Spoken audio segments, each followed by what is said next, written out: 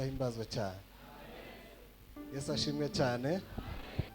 Turabakunda kandi tunezerejwe cyane no kubabona. Ibyishimo cyane ku mitima yacu. Turashimira mu mushumba. Imana ibaha umugisha. Turabakunda cyane. So rero Imana ibahezagire cyane. Tuzamura ibiganza byacu. Haleluya. Mwami Yesu mwiza, gitare cy'amahanga, umurengezi mwiza, uruwera muzima wuzuye ukuri n'ubuntu bwinshi, Imana y'amahoro, uhora utugirira neza. Tugushimiye cyane aya magingo tugejeje turi bazima. Mana, waraturinze guhera mu kwezi kwa mbere kugeza uyu munsi aya masaha, kwezi kwa 12. Warakoze cyane. Nta kiguzi na kimwe dufite twotanga, nta nico dufite twoguha bugingo budashira. Uri umwami, uri umurengezi, uri umutambyi mwiza, uri Imana yuzuye ubuntu n'ubwiza n'icubahiro. Hezagira imitima yacu, ukingurira imitima yacu, utubere umwaka udasanzwe Mana wo kwakira ubwiza bw'Imana ndetse n'ibindi bishasha. Ntambara twagwanaga nazo muri uyu mwaka zitsindwe mu izina ry'umurengezi wacu Yesu. Oh de la foria sambre eria salari de glorify. Ai gitare c'Imana, reka nguhungireho kubw'imbabazi zawe, kera waramenewe, none ubu nkwihishemo umujinya w'Imana, none ubu nkwihishemo umujinya w'Imana. Ai gitare c'Imana, reka nguhungireho kubw'imbabazi zawe, kera waramenewe, none ubu nkwihishemo umujinya w'Imana. Ai none ubu nkwihishemo, haleluya, umujinya w'Imana. Ibyo twakora byose n'umwete wacu wose, n'amarira adashira we, n'agahinda gasaze, byose ntibyashobora kudukura kw'ibyaha we, byose ntibyashobora, haleluya, kudukura kw'ibyaha, byose ntibyashobora, mazi yawe kudukura kw'ibyaha. Ntacyo nzanye mu ntoke kibasha kuncungura we, simfite icyo naguhawe, ndagushaka ubuntu, unyuhagire ibyaha, ayiwe mutabazi negupfa we, Yesu we, unyuhagire ibyaha, haleluya, mutabazi negupfa we. Ntacyo nzanye mu ntoke kibasha kuncungura we, simfite icyo naguhawe, ndagushaka ubuntu, unyuhagire ibyaha, Yesu we, mutabazi negupfa, masi yawe unyuhagire ibyaha, mutabazi we negupfa. Haleluya, Bwana sifiwe. N'ubuntu bw'Imana, n'ubuntu bw'Imana n'ukuri kose. Uri mwiza Yesu. Mureke mbabwire ijambo. Yesu ahimbazwe. Bwana Yesu atukuzwe. Nta kindi kitugenza gusa uretse ubwami bw'Imana. Yesu ahimbazwe cyane. Mureke iminsi yacu dusigaranye mikeya tuyegurira Imana. Birashoboka ko yoza mu gitondo cyangwa nimugoroba, ariko birashoboka ko atazatinda. Bwana sifiwe sana.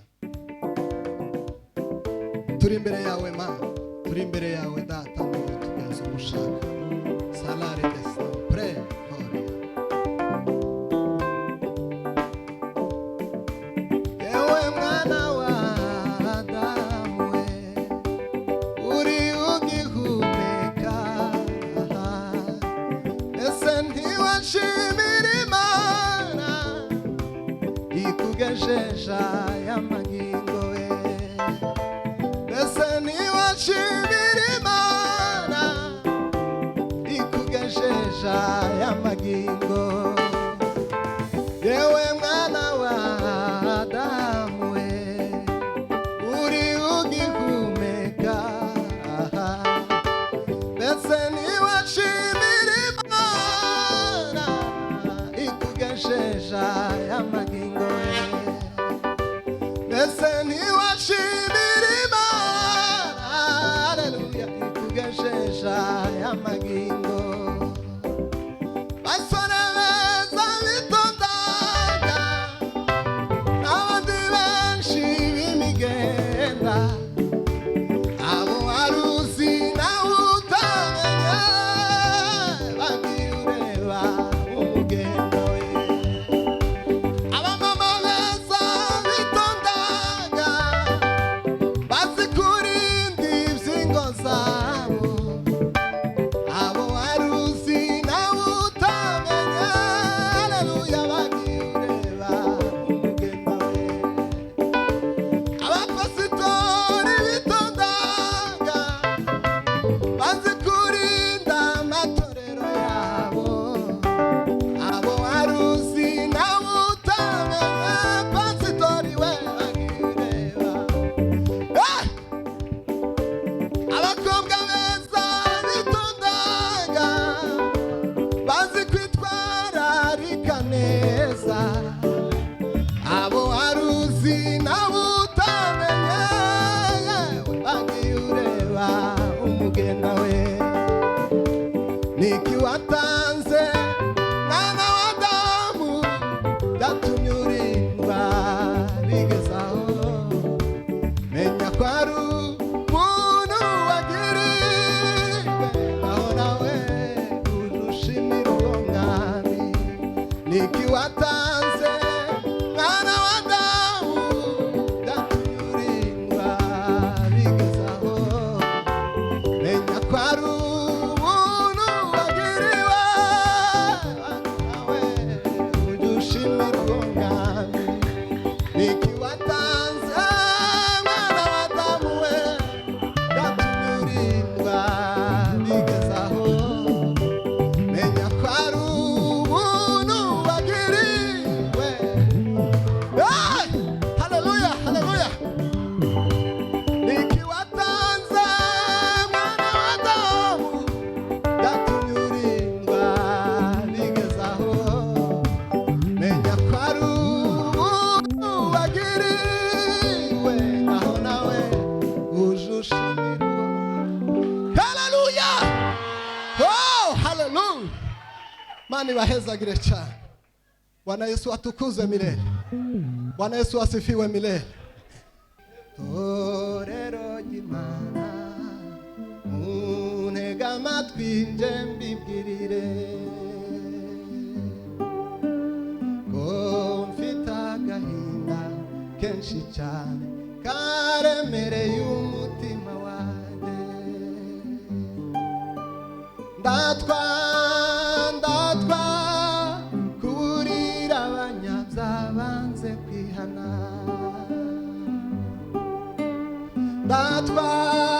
ndatwa kuburira abanyabyaha banze kureka we mbese itorero aho muja mwibuka yuko tuzatungurwa mbese itorero aho muja mwibuka yuko tuzatungurwa we niki gisigaye mbona ushaka gusubira inyuma wibagiwe imigo myinshi cyane wahize n'Imana yawe ati nunkiza ibyano nukanongerera indi minsi yo kubaho mu isi nzagushimira we ati nunkiza ibyano nukanongerera indi minsi yo kubaho mu isi nzagukorera ati nunkiza ibyano nukanongerera indi minsi wa mana we nzagukorera we mbese itorero aho muja mwibuka yuko tuzatungurwa mbese itorero aho muja mwibuka yuko tuzatungurwa tuzamura ibiganza byacu we haleluya wow haleluya pila fo none umaze kudamarara umvuguwe neza muri iki gihe ushize igihunga ucibuka imisozi wirukaga amagambo wavuga uzongera uyavuge ugiye kubona ishano amagambo wavugaga mbese uzongera uyavuge kugiye kubona ishano we mbese itorero aho muja mwibuka yuko tuzatungurwa komera Yesu amashyi cyane haleluya oh desire izina ry'Imana nirihimbazwe cyane mwami Yesu turagutegereje ubwo uzaza gutwara itorero ryawe natwe ntuka twibagirwe mana oh haleluya ibihumbagiza wageneye ubwami bwawe natwe turiteguye turategereje asiri sala hobe keri ya pre ai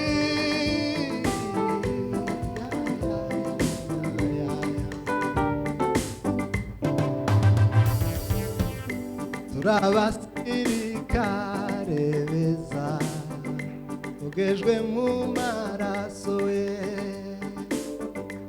mwami wacu Yesu Kristo ni nawe muyobozi we turabasirikare beza we yemwe twogejwe mu maraso umwami wacu Yesu Yesu we Yesu ni nawe muyobozi we turabasirikare beza twogejwe mu maraso ye umwami wacu Yesu Kristo we ni nawe muyobozi we kubw'imbaraga ze ufite we tuzabaho no mu rupfu dukomeze dushira imbere dushimira uhoraho we kubw'imbaraga ze dufite we tuzabaho no mu rupfu we dukomeze dushira imbere dushimira uhoraho we ijuru n'igihugu cyacu yeme cyuzuyemo amahoro mugiye tuzakigeramo tuzahimbaza Yesu we mw'ijuru n'igihugu cyacu we cyuzuyemwo amahoro ari mugiye tuzakigeramo tuzahimbaza uwo mwami umukiza azahanagura amarira yacu yose tuzanezererwa igihugu Yesu yadusezeranije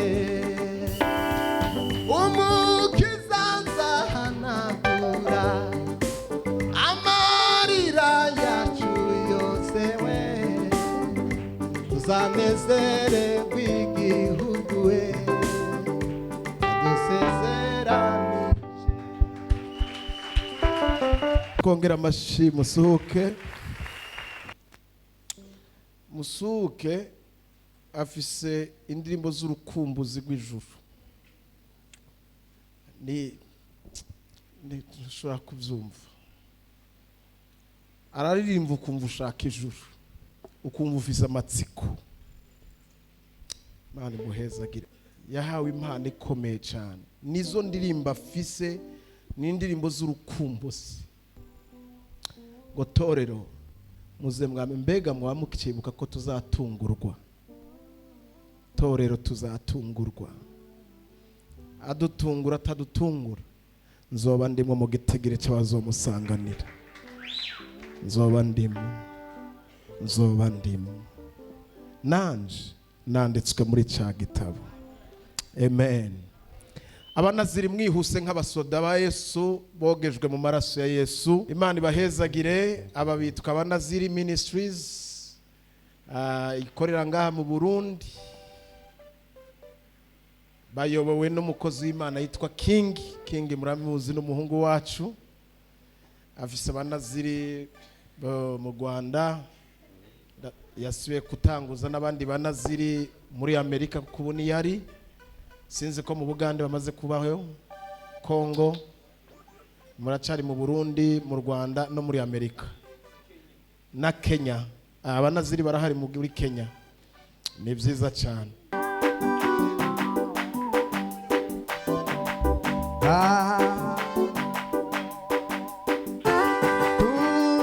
tuzamuke wa musozi wera tuzamuke wa musozi wera tuzamuke wa musozi wera amena ibihe bizashika abantu Dasha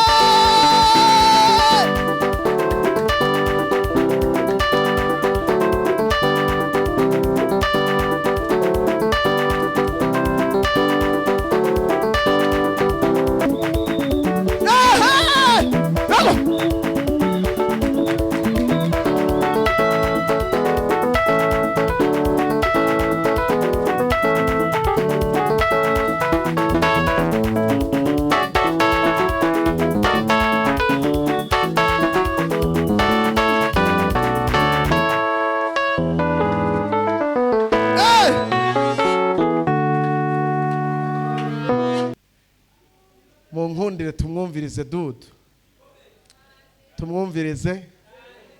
Murabikunze cyane, mubigaragaze mu gukoma amashyi tumwakira.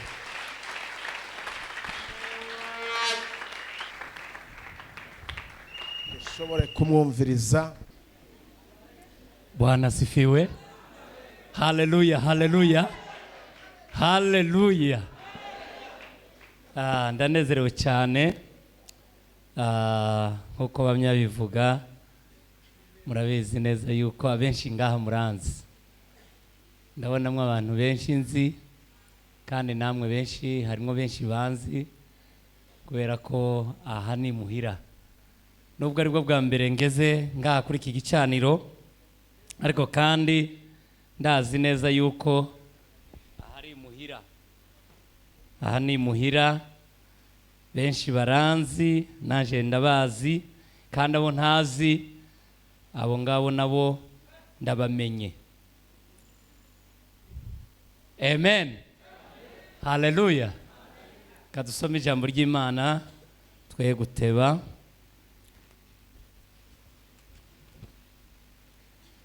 Kuvayo, gitabo cyo Kuvayo bice 5 murongo wa mbere. Ngira nashaka umuntu azi gusoma neza Kirundi abashe gusoma. Mubikoze neza gose. Murambureza Bibiliya kubw'icubahiro cy'Imana. Nabibonye mwamaze guhaguruka. Kuvayo ibice 5 kuva ku murongo wa mbere. Yego.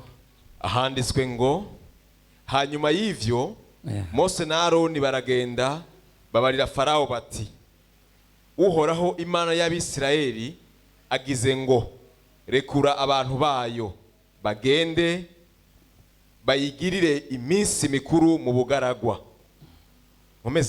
Komeza. Farao aramubaza ati, Uhoraho ninde ngo ndamwumvire ndekure Abisirayeli? Uhoraho sindamuzi, kandi sindekura Abisirayeli.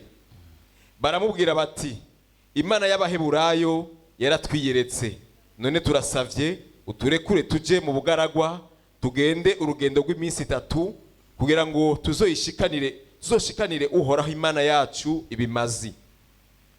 Ntizohave iduteza ikiza canke inkota.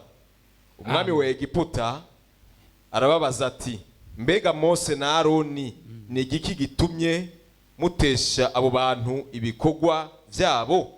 Amen. Reka turekere ngaho, dukomere ijambo ry'Imana amashyi. Murakoze cyane, ndanezerewe cyane kuza ngaha. Nasanze ibikorwa byaragutse rwose, nasanze ishengero rimeze neza. Jewe naheruka ngaha ibi bikorwa bitaratangura ngaha, kuko twari tumaze hafi 6 ans 7 gutyo tutabonana. Murumva rero imyaka iraheze atari mike tutabonana, ariko uyu munsi ndanezerewe cyane. Twese twavuga ngo amen. Haleluya. Ndagira ngo mbabwire ijambo rimwe gusa. Ndaza kuvuga ijambo rimwe gusa rivuga ngo, rekura abantu banje bagende. Oh, haleluya. Haleluya. Haleluya. Rekura abantu banje bagende.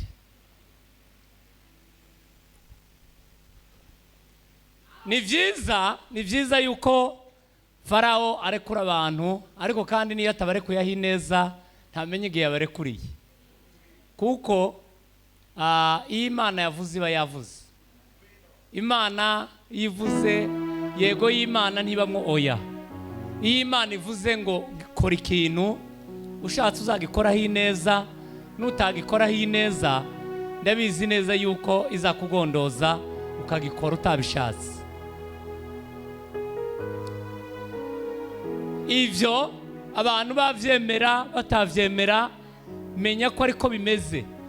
Wewe nimba Imana ikubwiye ikintu, cemere.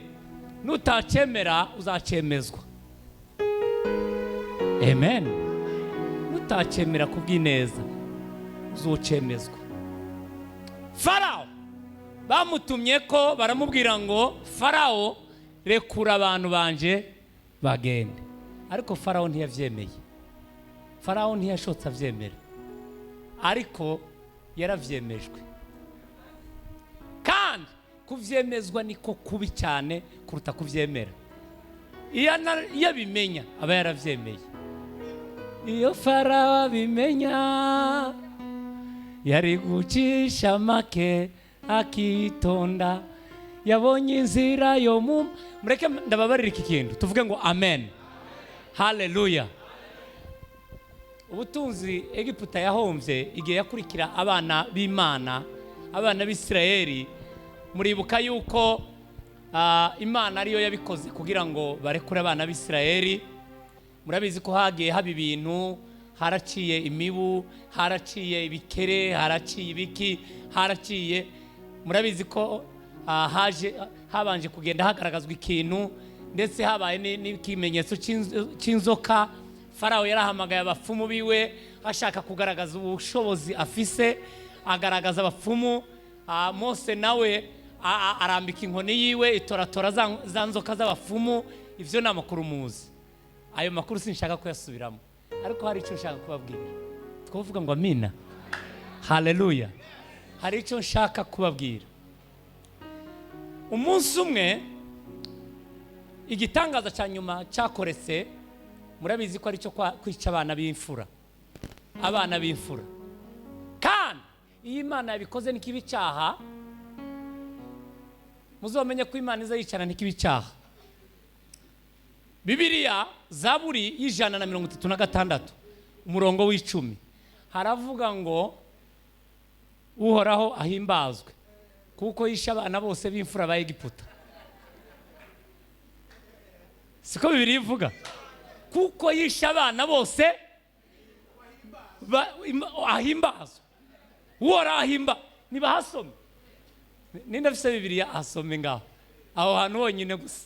Umurongo wa 10, Zaburi y'136 umurongo wa 10. Umurongo wa 10 handitswe ngo nimushime iyatikije abana b'imfura b'Abanyegiputa kuko imbabazi zayo zama ibihe bidashira. Kuko imbabazi zayo zama ibihe bidashira. Amen. Mushimire yatikije abana b'imfura b'Abanyegiputa kuko imfura semeni amen. Kandi burya ikintu Bibiliya yemera cya mbere yubaha ni imfura. Bana b'imfura, habe natwe turi imfura, turi imfura mu bwami bw'Imana. Ariko nicyo gituma Yesu, habe na Yesu ubwiwe bazavuga ngo niwe mfura mu kuzuka. Amen. Ariko Imana yishe imfura kuko imbabazi zayo kuko imbabazi zayo zamaho ibihe bidashira. Farawo iyo aje kubimenya ntiyari guteza igihombo mu gihugu. Reka mbabarire iki kintu. Igihombo Egiputa yahomvye umunsi yanga kureka abana b'Isirayeli bamaze kugera mu nyanja itukura. Hariya mu kiyaga gitukura, murabizi neza yuko abana b'Isirayeli bikiyemo bituriye barajabuka. Bageze hakurya Abanyegiputa nabo barikiramo n'amagare n'amafarashi, imikogote yabo, muravyibuka. Bibiliya irabivuga neza. Ari uwo munsi kubera yuko bari bakurikiye badakurikirwa, twavuga ngo amina. Niwo munsi igihugu cya Egiputa cyahomvye ubutunzi kitarigera gihomba. Ni nawo munsi habaho shite ya ekonomi muri Afrika. Niwo munsi kuva icyo gihe kugezana n'uyu munsi. Icyo gihe nicyo gihe duheruka grande puissance mondiale. Egiputa niyo yari grande puissance au niveau mondial. Ariko uwo munsi kubera yuko batunza agatoki bande abadatungwa twakwivugira ngo amina, haleluya. Kubera yuko batunza agatoki abadatungwa agatoki, niwo munsi habaho shit ya ekonomi au niveau y'igihugu cyose cya Egiputa. Egypte yaciye itomba amfayite uwo munsi, kuva icyo gihe gushikana n'uyu munsi iracyari inyuma. Kubera iki? Kubera yuko yari yakurikiye abadakurikirwa. Twavuga ngo amina, haleluya. Nubo Imana nivuga ngo yego, uzemere ngo ni yego. Nimba kuba Imana yaravuze, twavuga ngo amina. Mwene data yabivuze, mukozi w'Imana. Twaciye mu bugarwa bukomeye, twagaza dusangira ikoti, twagaza dusangira igitumbura, ivyo yarabizi. Hariya iriya hirya ku kinini yazavuga, twararanyeyo.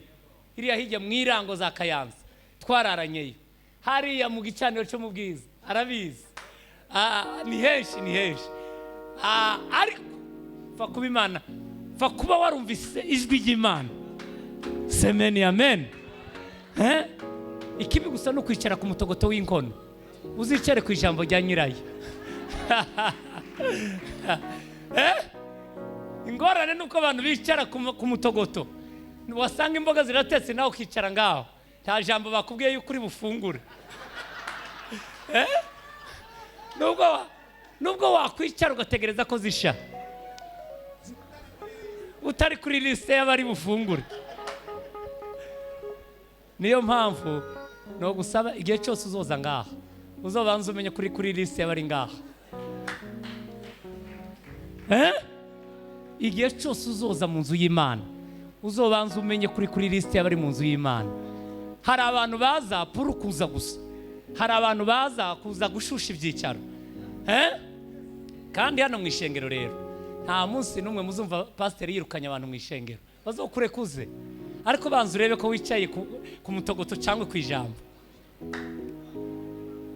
Oh, haleluya, haleluya. Uzobanza umenye ngo se aho nicaye ku ijambo cyangwa nicaye ku mutogoto. Nubwo yatogota cyane, igisirimba kikabamwe nawe ugasimbuka hamwe n'abandi, ariko uzobanza umenye nimba nawe wicaye ku ijambo cyangwa ku mutogoto. Ushobora kuba wicaye ku mutogoto w'igisirimba. Hari abashobora kwicara ku mutogoto w'igisirimba, murabona ko cyari kiryoshye cyane. Oh, haleluya. Ariko kandi uzomenye ngo se aha twicaye, nubwo waca mu bugaragwa, tampi ntacyo bitwaye kuba wicaye mu bugaragwa. Mureke mbabwire, ubukene si ingeso. Amen. Ubukene ntabwo ari ingeso. Oh, haleluya. Semeni amen. Rekura abana banje bagende. Rekura. Semeni amen. Rekura abana banje bagende. Rekura. Amen. Rekura. Ubukene ni burekure. Achia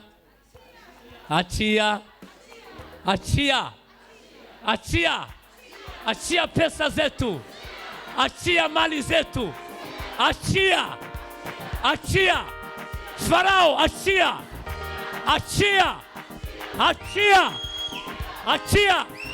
Reka masaye muve hasi. Oh, haleluya. Ndagira ngo twese tuvuge ngo achia.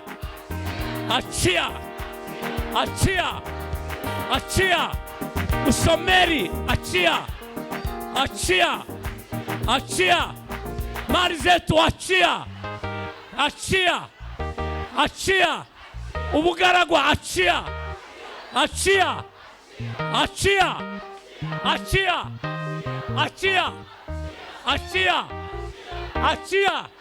Kubaho nabi, achia. Kwicara ku mutogoto, achia. Kuba mu ngoro y'Imana udatahura ivyo mu Mana, achia.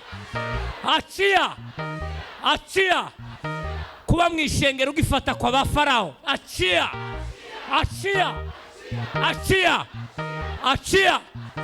Kuba indorerezi mu materaniro, achia. Abandi baranezerwa ntunezerwa, achia.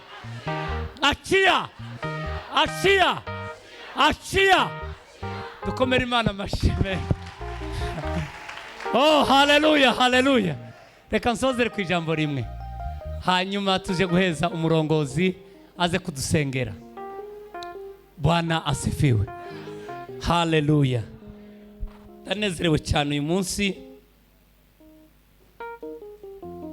kuba Imana iduhaye uyu mwanya kugira ngo twiyumvire ibintu byose byabayeho, kugira ngo biduheshe kwiyumvira. Ibyabaye ku bandi ni ukugira ngo bitubere akarorero k'ejo hazaza. Iyo twiyumvira ukuntu initiative Mose yakoze, Mose baramariye genda uje kubwira Farao arekura ubwoko bwa Isirayeli. Mose arababwira ati jewe nohera hehe, sinzi kuvuga, ntacyo nshoboye, nohera hehe. N'ubu Imana irakubwira ati genda ubwire abanyabyaha bave hariya, ukavuga ati uriya muntu nohera hehe, numubwira iki, uriya nsumvya byinshi. Nibwo bwoba Mose yari afite. Bwa bwoba bwa Mose n'ubu buracyariho. Aciya semeni amen. Mose yari afise ubwoba, yari azi ubushobozi. Reke ikindi nobabwira twavuga ngo amena. Muzi ko Mose yavuye kwa Farao asigaranye indwi imwe kugira ngo bamwimike kuba umwami. Icyo mwari mukizi? Yari asigaranye indwi imwe kugira ngo bamwimike abe umwami wa Egiputa, abe Farao, atsimbure Farao. Ariko kubw'ishaka ry'umurimo w'Imana tijyamukundiye ko yihangana. Haleluya. Tijyamukundiye. Bibi nicyo gituma Bibiliya ivuga ngo kwizera niko kwatumye Mose yanga kwitwa umwana w'umukobwa wa Farao. Kwizera niko kuza gutuma umuntu yanga vyange. Semeni amina. Haleluya. Kwizera niko kwatumye Mose yanga kwitwa umwana w'umukobwa wa Farao. Kandi byari biryoshe ku bandi. Ntugire ngo ubwo yavyanze ngo abandi bari bavyanze, abandi baravyifuza. Uzi kwanga ivyo abandi bifuza kubavyo? Ninde yo kwanga kwitwa umwana w'umukobwa wa president?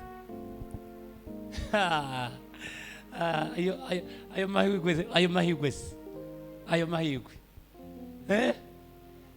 Benshi bavuga ati Mana iyo nyishu nayikura hehe ko ariyo nasengeye muri 40 jours.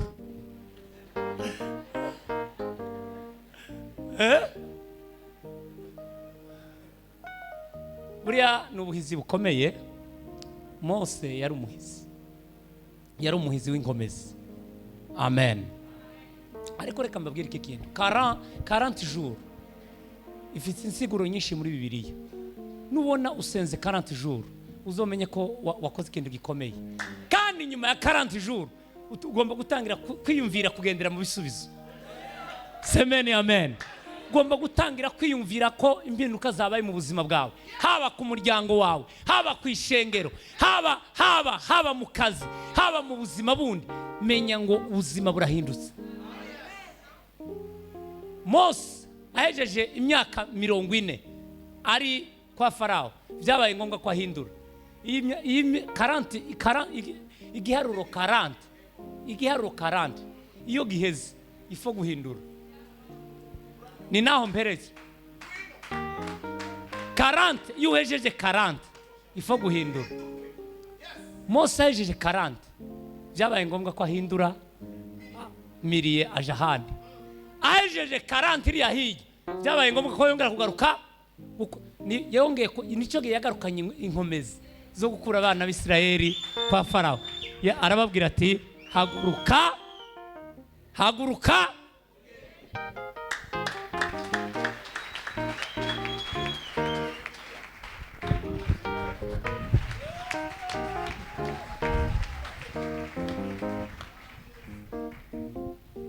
Tuzomuronka umwanya uhagije kadusenge n'abarekure nani umuvyeyi abarekure. Siko biri singenda kure ayo majambo. ijambo nyamukuru riruta ibindi byose ahejeje kuvugira ngaha nubwo navyo ari byiza.